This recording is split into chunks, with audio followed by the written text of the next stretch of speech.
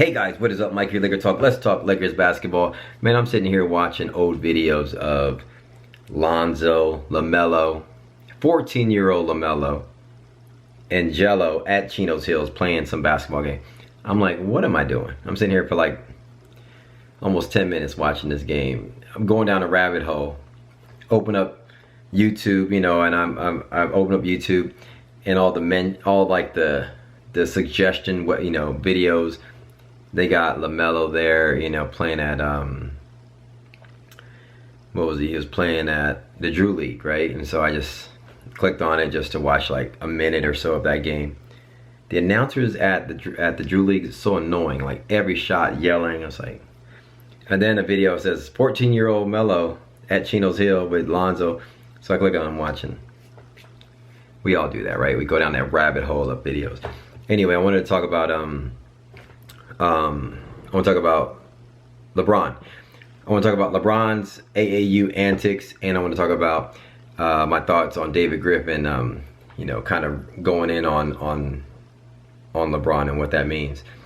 Basically, two things. The first thing is this.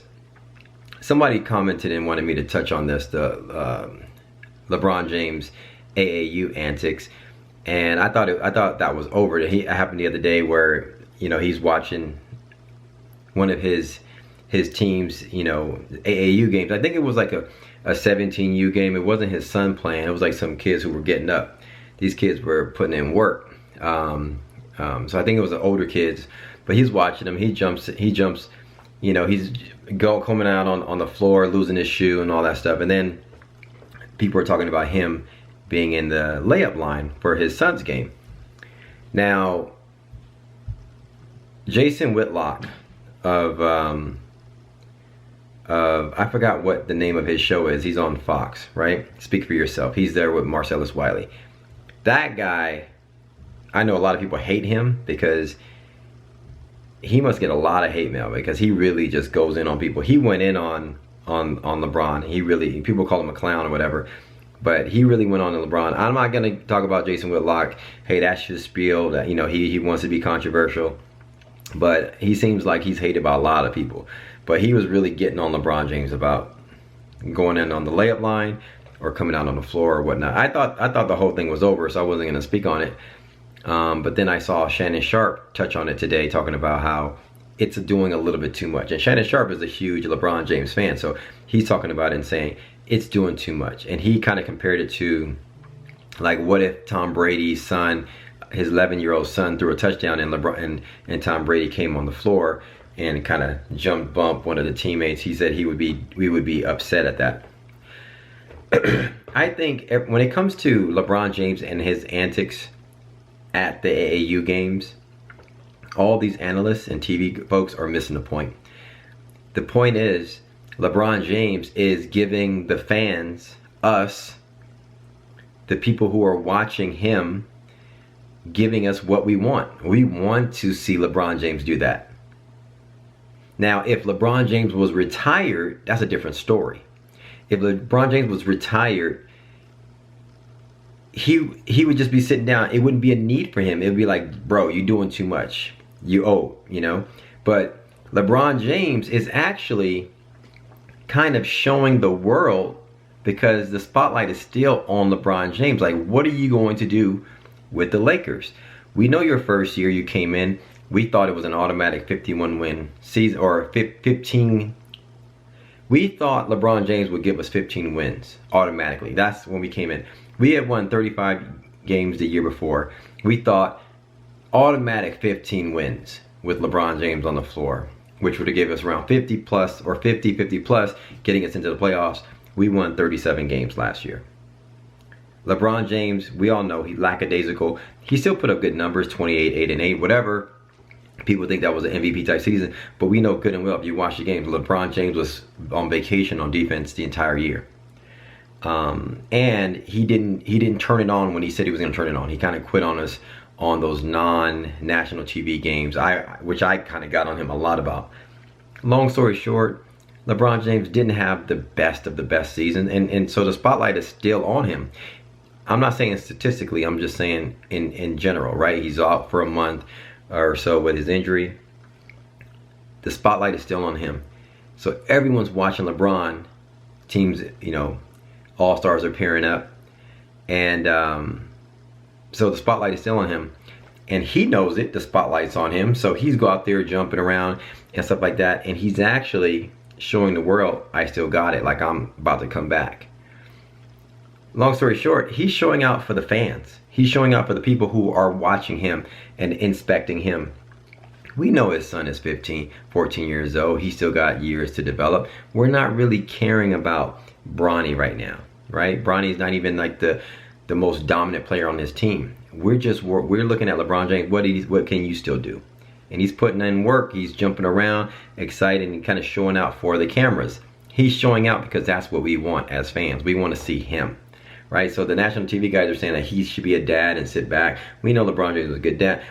He should not sit back. He should still, we want to see what's going on, right? This is not Kobe. Kobe Bryant, you know, outside of the basketball court, he was a quiet guy. Wasn't in cameras and stuff like that. LeBron James is a guy who likes to put the camera in his face and likes to clown around a little bit, right? We see it with the Taco Tuesday stuff. We see it with other things, right? That's his personality.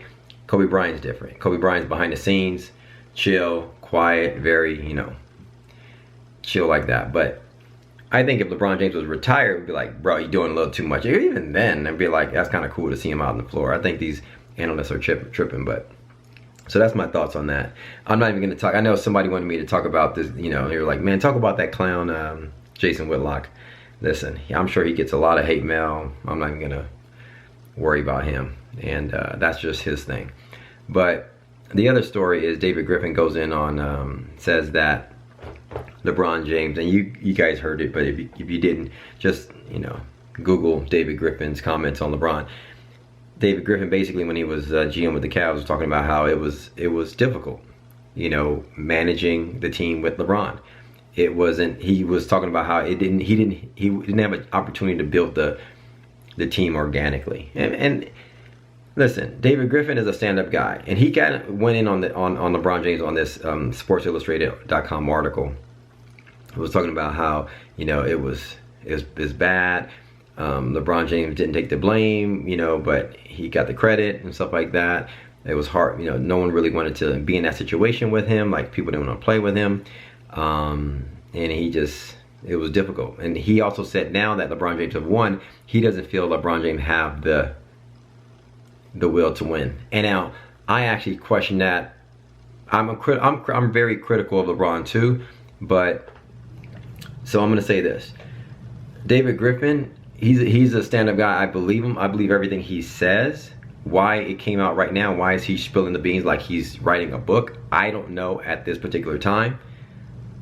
The point is, I think, and it's understandable. Listen, LeBron James was coming back to Cleveland after he left Cleveland, so he's given them a break after Cleveland was in the doghouse, you know, in the lottery for several years after he went to Miami. He comes back, basically, the red carpet is pulled out for him. Everybody has to bow down to LeBron and get him the players that he wants in order to try to compete for a championship, which they eventually did and won. David Griffin is a stand-up guy. I believe that to be true, and all the things he feels, with the way he's feeling, that's fine. I think now, by him saying it, I think that goes well for the Lakers, because that gives LeBron James a little motivation, extra motivation to say, David Griffin is not the only guy that's saying they think I don't have the will or the drive to win again. Like, I'm here for other reasons, for the movies and whatnot, right? And here for my son, you know, watching my son go through high school out here in LA. So I think it gives him extra motivation, and extra something to put on the whiteboard for him to go in and say, and to come out here and compete. So for us, for fans like me, who actually last year I questioned LeBron James when he was coasting on defense and things like that. I was questioning his will to win. I'm thinking his legacy is set. Does he still have the drive? Is he gonna bleed to try to get the Lakers back to the championship contention? Now with AD and all these guys pairing up, you see it, you read the tweets and all that stuff, you see what LeBron James is saying. He even came out after this David Griffin thing saying that, okay, everybody's, you know, like ether is coming or something like that. So he was quoted as saying, like, look out, I'm coming back. right? And so I think this goes well for us. So I like the fact that David Griffin came out and really got on LeBron James. I think that goes well for us Laker fans. Hit me up in the comments below. Let me know your thoughts on these on these topics and what you think. You think that's you think LeBron James is gonna come out and get extra motivated for it, or you know, it is what it is. Hit me up in the comments below. Let me know your thoughts. Thanks for commenting, liking, subscribing. As always, follow me on Twitter and Instagram at MikeSportsLA. If you have not subscribed to my YouTube channel, subscribe, hit the notification bell to be notified when these videos come out, and I'll holler at you guys in the next video. Peace.